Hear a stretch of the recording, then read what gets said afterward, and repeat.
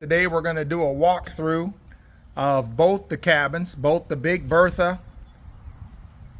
3.0 and the Big Bertha 1.0, just to kind of do a little walkthrough comparison here. So we'll do a walkthrough of both. This one here is $79,000 as is, and you finish it yourself, or $110,000 turnkey.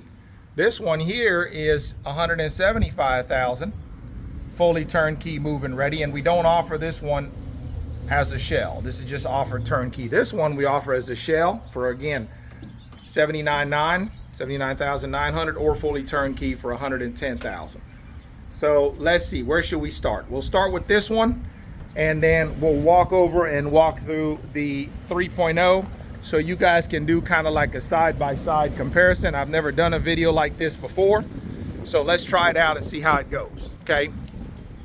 So this is the outside of the Big Bertha 1.0. As you can see, this is an all wood cabin, okay? So your walls are actually made of 4x6s, like you see here, with the chinking in between, which is this gray matter, and that's what seals the cabin shut. So when you're running your heating in the winter, your hot air stays in and your cold air stays out. And when you're running your AC in the summer, your cold air stays in and your hot air stays out. Okay, so wood does have thermal mass, and because the wood is solid, that is your insulator, right? That is what keeps your cabin. It holds the heat inside and all of that when you're running your heating and your cooling, okay?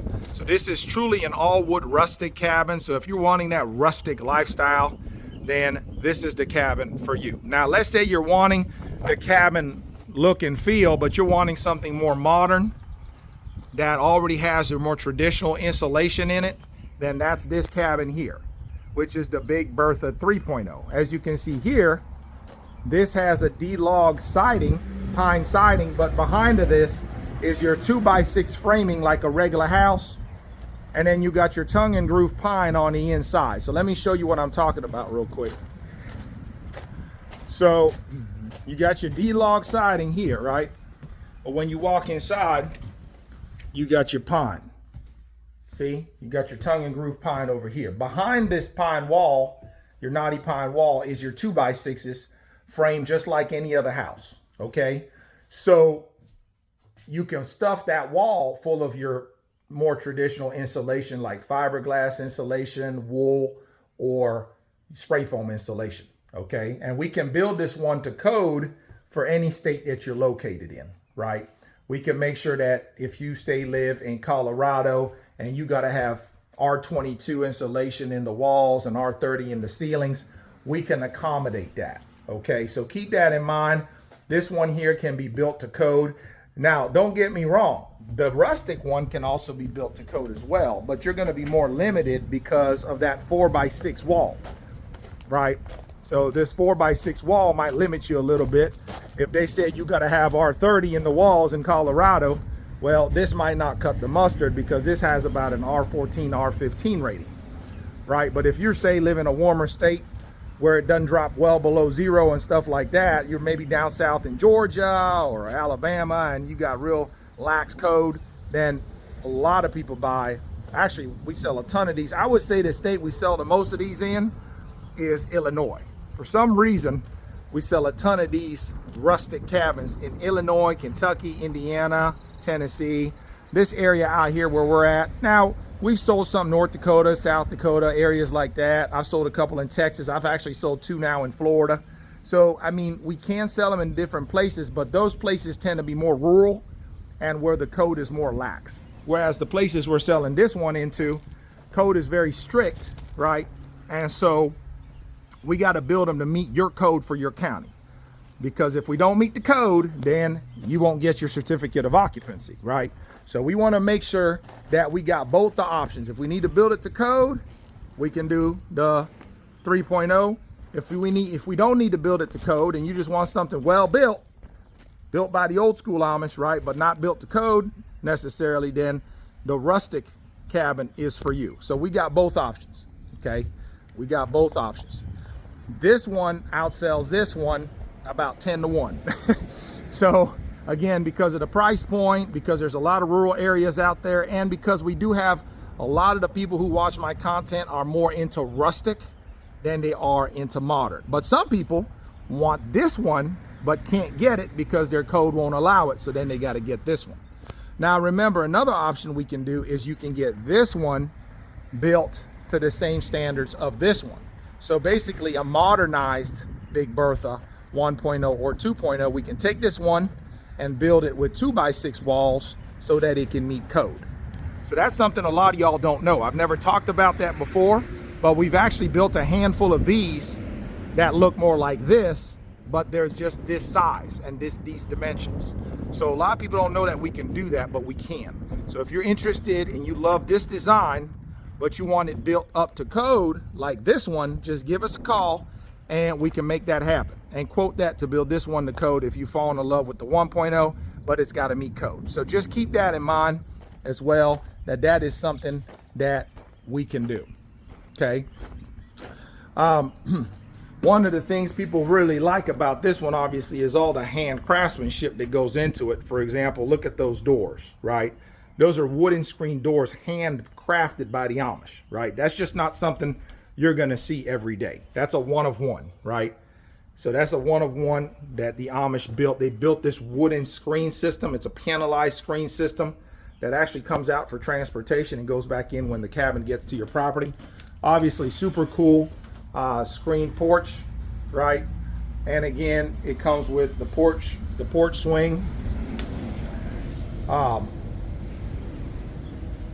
Keep it moving here.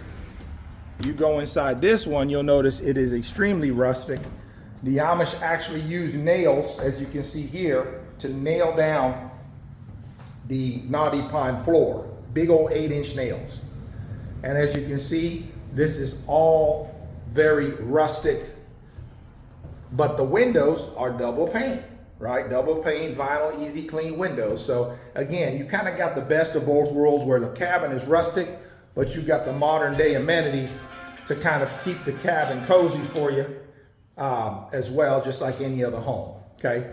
Look at this. You got your built-in, this is a built-in live edge table with 4 stools, 2 on each side. It comes with the cabin, okay?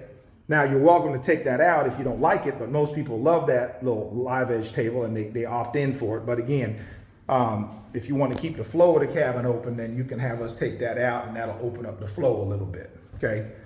It does come with these beautiful handcrafted kitchen cabinets. You see we already got the hole cut out to accommodate a large farm sink. Look out your windows, you can see your porch and your land.